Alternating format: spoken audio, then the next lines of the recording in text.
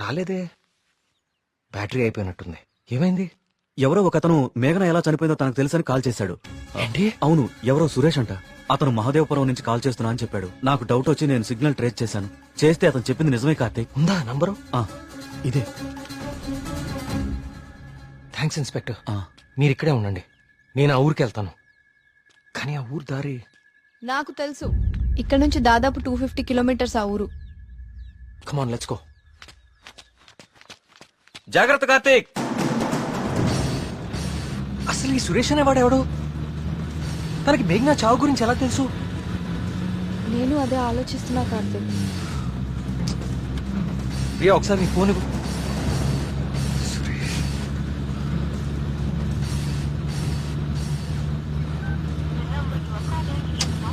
ఛ!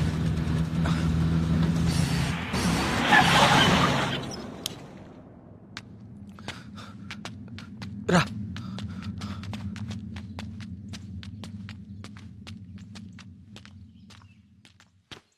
ఏమండి?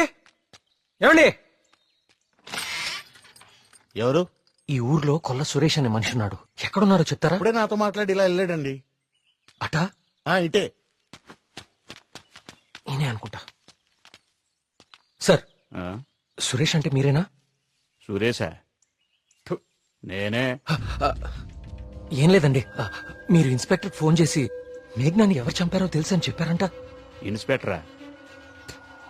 ఆడెవడు? ఏమండి, మేము చాలా కష్టపడి సుబ్రహ్మణ్యపురం నుంచి వచ్చాం. మేఘ్నాని చంపింది ఎవరో మీకు తెలుసంట. నువ్వెవరు? ఆ మేఘన ఎవరు? అది ఎలా సత్తే నాకేంటి? వాళ్ళు ఎవరో నాకు తెలియదు సార్. హైదరాబాద్ లో కూలి పని చేసుకుంటుంటా సార్. సెల్ ఫోన్ కూడా లేదు సార్. వదిలేదు సార్, క్షమించండి సార్. నేను ఇక్కడ ఉండగా మీ ఊర్లో మరో ప్రాణం పోనివ్వను. అవును, ఎవరో సురేష్ అంట. మహదేవపురం నుంచి కాల్ చేస్తున్నా అని చెప్పాడు. సిగ్నల్ ట్రేస్ చేశాను. చేస్తే అతను చెప్పింది నిజమే కార్తీక్. ప్రియా, మనం అర్జెంట్ గా సుబ్రహ్మణ్యపురానికి తిరిగి వెళ్ళాలి. ఎందుకు? సురేష్ అనేవాడు ఎస్ఐకి ఫోన్ చేయడం అబద్ధం. That inspector knows something. అతనికి ఆ ఆత్మహత్యలకి ఏదో ఒక సంబంధం ఉంది. Let's go.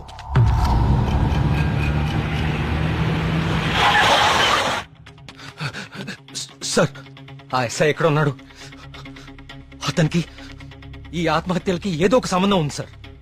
నన్ను మహాదేవపురం పంపించేసి ఇక్కడ ఇంకో చావు ప్లాన్ చేశాడు. అతను ఆపాలి సార్, అతను ఆపాలి. ఈ ఊర్లో ఇంకొక్క ప్రాణం కూడా పోకూడదు. ఏం మాట్లాడరేంటి సార్? చచ్చిపోయాడు బాబు, చచ్చిపోయాడు బాబు. నువ్వు మహాదేవపురం వెళ్లిన కాసేపటికే ఈ విషయం జరిగిపోయింది.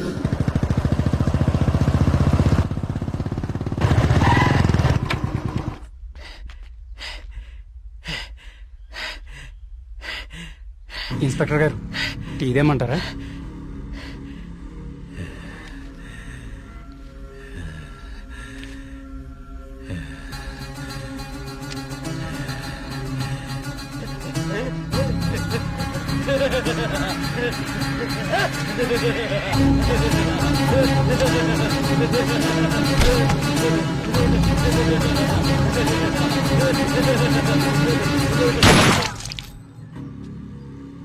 ఇంకొక ప్రాణం కూడా పోదని మాటిచ్చావు.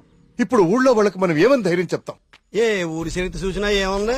నా ఎండు చేపల కంపు, చిన్న చేపలు చచ్చి పెద్ద చేపలు బతికిన ఇదని చెప్పండి. అంతకంటే ఏం చెప్తారు? మీ వంశ చరిత్రలో ఈరగాథలు చెప్పుకోవడానికి ఈ ఊరు ఉండాలి, ఆ గుడి ఉండాలి, చిత్తం బాబు అనడానికి ఈ మనుషులు ఉండాలి. కానీ వర్మ గారు, మీకు ఊడిగా చేయడానికి కూడా మనుషులు మిగడం లేదు ఈ ఊళ్ళో. ఎమ్మెల్యే గారు, మీరు నన్ను అపార్థం చేసుకుంటున్నారు. ముందు మీరు సరిగా అర్థం చేసుకోండి. పోతున్న పేనాలు గుడిసిల్లోయి, కోట్లో కాదు కదా. అందుకే మీకు అర్థం కావట్లేదు. అయినా ప్రశ్నకి సమాధానం చెప్పండి. ప్రమాదం అని తెలిసి ఈ ఊళ్ళోనే ఎందుకు ఉండాలి? ఇన్ని పేనాలు పోతున్నా ఏ స్వార్థంతో మీరు జనాల్ని ఈ ఊరు వదిలి అనుకుండా చేస్తున్నారు? చెప్పండి సమాధానం. వర్మ గారు, గుడి దగ్గర చిన్న పూజారి ఆత్మహత్య చేసుకోవడానికి ప్రయత్నించాడు.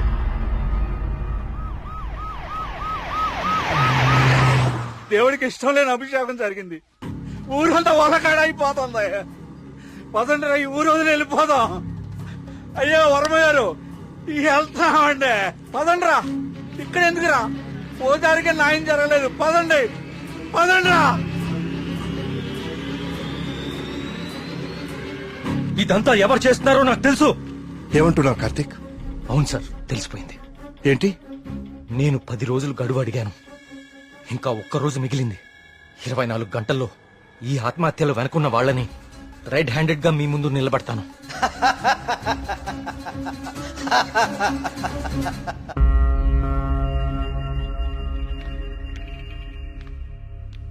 కార్తీక్ అడిగిన ఒక్కరోజు గడువు గురించి ఎమ్మెల్యే గారితో ఫోన్లో మాట్లాడారు.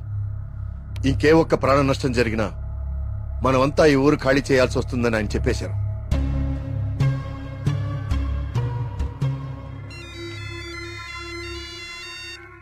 వర్మ గారు ఏం చేస్తున్నారు? ముఖ్యమంత్రి గారితో ఎమ్మెల్యే గారితో ఇప్పుడు దాకా ఫోన్లో మాట్లాడారు. ఇంకేవో మన ఊరు గురించి మాట్లాడుతున్నారు. సరే కుమార్. స్వామి, సమస్య సృష్టించింది నువ్వే, పరిష్కారం చూపించాల్సింది నువ్వే. ఊరు ఖాళీ అవ్వడమే నువ్వు చూపించే పరిష్కారమా?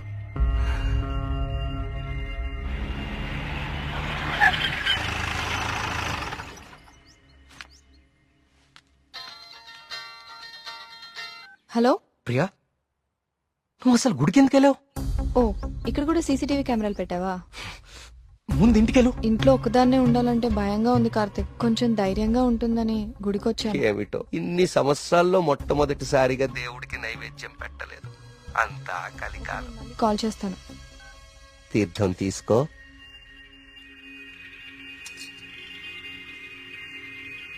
ఆయుష్మాన్ భవ. అమ్మగారు నమస్కారం అండి. పూజారి గారి ప్రసాదం మీకు ఇచ్చిరమ్మన్నారు, ఓకే. తీసుకోండి.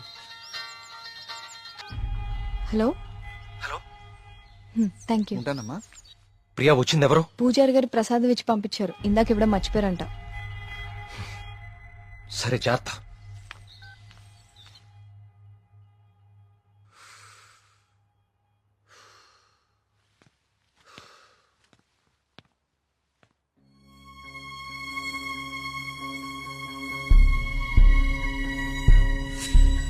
ఏమిటో ఇన్ని సంవత్సరాల్లో మొట్టమొదటిసారిగా దేవుడికి నైవేద్యం పెట్టలేదు. పూజారి గారు ప్రసాదం ఇచ్చి పంపించారు. ఇందాక ఇవ్వడం మర్చిపోయారంట. అయితే ప్రసాదం ఎక్కడిది?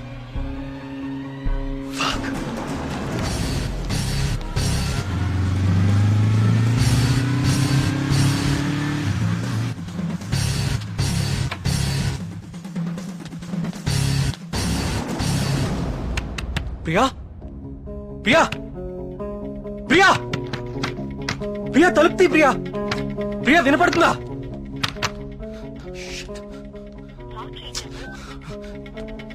ప్రియా, ప్రియా,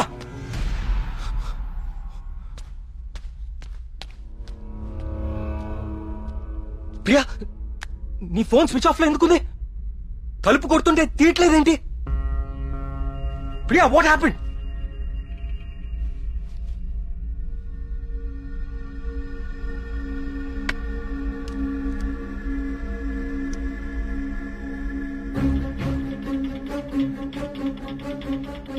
ప్రియా, నో. ప్రియా, ఏం రాస్తున్నావు అక్కడ? ప్రియా, ప్రియా, చూడు ఇక్కడ. ప్రియా, చూడు ఇక్కడ. Please look at me Priya.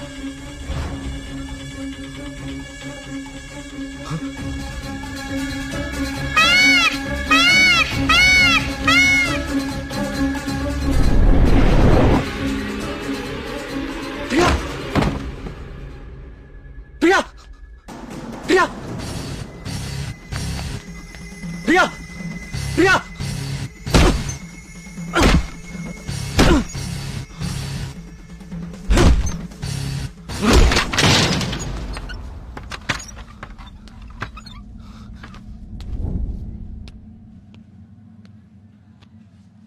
She's fine. కాకపోతే వెయిన్స్ చాలా డీప్ గా కట్ అవడం వల్ల బ్లడ్ లాస్ చాలా హెవీగా ఉంది. తన స్పృహలోకి రావడానికి కొంచెం టైం పడుతుంది.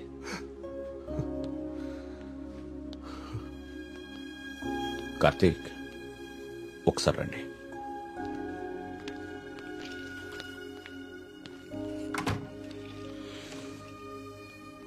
కార్తీక్, నువ్వు నన్ను రమ్మండం మంచిదైంది. నీ అనుమానం నిజం. ప్రియ తిన్న ఫుడ్లో ఒక డ్రగ్ కలపబడింది. ప్రియ బ్లడ్ ని పవర్ఫుల్ మైక్రోస్కోపిక్ అబ్జర్వేషన్ చేశాను. ఆ డ్రగ్ వల్లే ప్రియ ఆత్మహత్య చేసుకోబోయింది. విషయం అయితే చనిపోతారు, ఇలా డ్రగ్ మూలంగా ఆత్మహత్య చేసుకోవటం ఏంటి? చెప్తాను. కొన్ని వందల సంవత్సరాల క్రితం ఆయుర్వేద బ్రహ్మగా పేరొందిన సుశ్రుతుడు కొన్ని రకాల మొక్కలకి మనిషి మెదడుని కంట్రోల్ చేసే శక్తి ఉందని కనుగొన్నాడు. వాటితో ఒక డ్రగ్ తయారు చేశాడు. అలెగ్జాండర్ తన ప్రపంచ జైత్రయాత్రలో భాగంగా తన సైనికుల మీద ఈ డ్రగ్ ను ఉపయోగించాడు. ఎన్ని దెబ్బలు తగిలినా తమ శారీరక స్థితిని పట్టించుకోకుండా పిచ్చి పట్టినట్లుగా యుద్ధానికి వెళ్లేవారు. హిట్లర్ కూడా 2వ ప్రపంచ యుద్ధ సమయంలో ఇలాంటి డ్రగ్ తయారు చేయించాడు. అయితే అదంత సక్సెస్ అవ్వలేదు. ఆ డ్రగ్ ని 3 డోసెస్ గా ఇస్తారు. రోజుకి 1 డోస్. ఆ 3rd డోస్ బాడీలోకి వెళ్ళాక డ్రగ్ ఎఫెక్ట్ స్టార్ట్ అవుతుంది. ఎవరైనా ఈజీగా ఆ వ్యక్తి మెదడుని కంట్రోల్లోకి తీసుకోవచ్చు. అంతేకాదు, ఆ 3 డోసెస్ ఒకేసారి కల్పిస్తే అది సైనైడ్ కంటే ప్రమాదకరం. It's a hypnotic suicidal drug. అంటే ప్రియా కూడా? ఎస్, ప్రియ విషయంలో కూడా అదే జరిగింది. ఆ డ్రగ్ కలిపారు. That might be 3rd dose. అంతకుముందే 2 డోసెస్ ఇచ్చేసి ఉండాలి. ఆ ఫుడ్ తిన్న వెంటనే ప్రియ మీద హిప్నాటిక్ ఎఫెక్ట్ స్టార్ట్ అయింది. అయితే ఎవరో తనని లెటర్ రాసి ఆత్మహత్య చేసుకునేలాగా హిప్నటైజ్ చేశారు. You're right. ఈ డ్రగ్ అసలు మన మార్కెట్లో దొరుకుతుందా? మార్కెట్లో ప్రోజోన్, డాల్మెన్ లాంటి హిప్నాటిక్ డ్రగ్స్ ఉన్నాయి. కానీ ప్రియకిచ్చింది వెరీ పవర్ఫుల్ డ్రగ్. అసలు ఇలాంటి డ్రగ్ ఒకటి ఉందని ఇప్పటి ప్రపంచానికి తెలియదు. వీటిని తయారు చేయడానికి కొన్ని రకాల మొక్కలు వాడతారు కార్తీక్. దే ఆర్ కాల్డ్ సైకోసిస్ ఇండ్యూసింగ్ ప్లాంట్స్. ఇవి జర్మనీ పరిసర ప్రాంతాల్లో మాత్రమే దొరుకుతాయి. కొన్ని లక్షలు ఖర్చవుతాయి కార్తీక్ ఈ డ్రగ్ ని తయారు చేయడానికి. మరి పోస్ట్ మార్టం రిపోర్ట్ లో ఈ డ్రగ్ గురించి ఎందుకు తెలియలేదు మనకి? అదే దీని స్పెషాలిటీ. 3rd డోస్ బాడీ లోపలికి వెళ్ళాక ఇది బ్లడ్ లో చాలా డీప్ గా మిక్స్ అయిపోతుంది. ఇది బ్లడ్ లో ఉండేది కేవలం 2 గంటలు మాత్రమే. ఆ తర్వాత ఎవాపరేట్ అయిపోతుంది. మనుషులు మామూలు అయిపోతారు. కానీ ఒకేసారి 3 డోసులు ఇస్తే వెంటనే చచ్చిపోతారు. పోస్ట్ మార్టం చేసేటప్పుడు నార్మల్ బ్లడ్ టెస్ట్ చేస్తాం కాబట్టి ఈ డ్రగ్ గురించి తెలియడం ఇంపాసిబుల్. అదృష్టం ఏంటంటే నువ్వు ప్రియని చాలా ఫాస్ట్ గా 2 అవర్స్ లోపే హాస్పిటల్కి తీసుకొచ్చావు. కొంచెం ఆలస్యమైనా ఇలాంటి డ్రగ్ ప్రియకిచ్చారని మనకెప్పటికీ తెలిసేది కాదు. థ్యాంక్స్ బాబు.